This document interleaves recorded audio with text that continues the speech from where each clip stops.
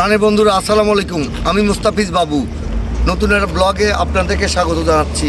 আমার এই ভিডিওটি ইউটিউব থেকেও দেখতে পারেন, ইউটিউবের লিঙ্ক আমার প্রোফাইলে দেওয়া আছে। আশা করব এই ব্লগটা এমন একটা জায়গায় থেকে করছি, সেটা হচ্ছে নগরবাড়ি ফেরিঘাট।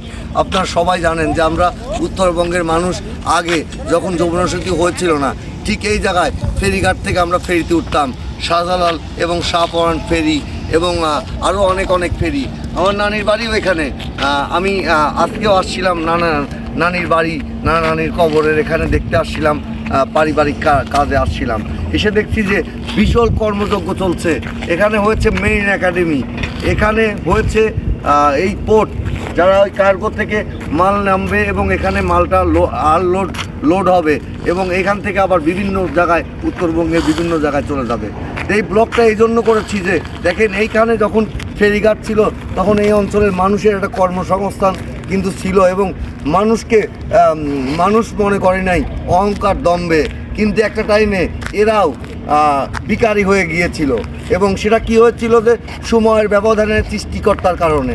কিন্তু আজ আবার আল্লাহ তাআলার রহমত আবার তাদের উপরে ফিরে আসছে। দেখেন এখানে সুন্দর অবকাঠামো হচ্ছে, যেখানে এই পোর্টে মাল নামবে এবং এখান থেকে সারা বাংলাদেশ অর্থাৎ উত্তরবঙ্গে বিভিন্ন জায়গায় সাপ্লাই হবে।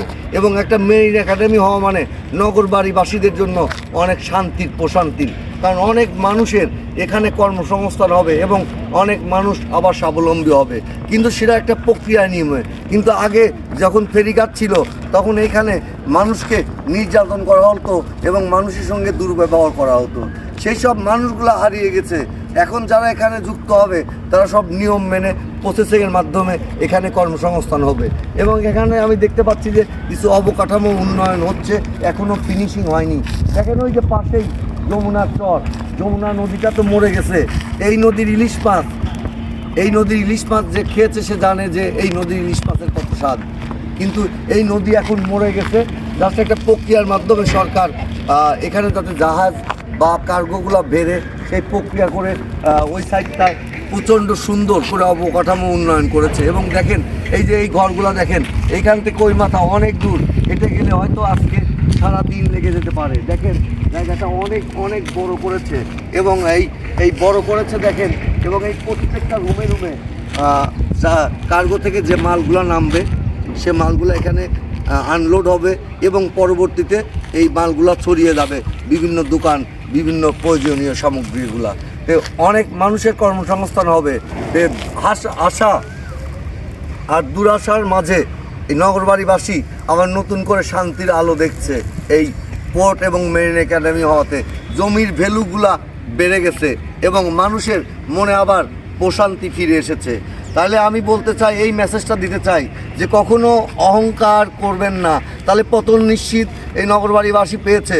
এবং আমি নিজের সাক্ষী, আমি আমার জন্মের পর থেকে নানির বাড়ি আমার অনেক আশা আছে যে নানির বাড়ি বেড়াতে আসা। এসে দেখেছি এই অঞ্চলের কিছু অসাধু মানুষ এই নগরবাড়ি ঘাটের মানুষকে একেবারে মানুষের সঙ্গে দুর্ব্যবহার করেছে। তারা আজকে বিকারী হয়ে গেছে। কিন্তু এখন আবার নতুন একটা প্রক্রিয়ার মাধ্যমে একটা সুন্দর প্রচেষ্টা চলছে মেরিন একাডেমির সঙ্গে এই পোর্টটা। অবশ্যই নগরবাড়িবাসীদের জন্য অনেক শুভকামনা, ভালোবাসা। এবং এই ভিডিওটা দেখে যদি ভালো লাগে তাহলে অবশ্যই আপনাদের কমেন্ট প্রত্যাশা করি। সবার সুস্বাস্থ্য মঙ্গল কামনা করছি। আমার পরিবারের সঙ্গে থাকেন, অবশ্যই আস্থার সঙ্গে চলতে পারবেন। আল্লাহ হাফেজ।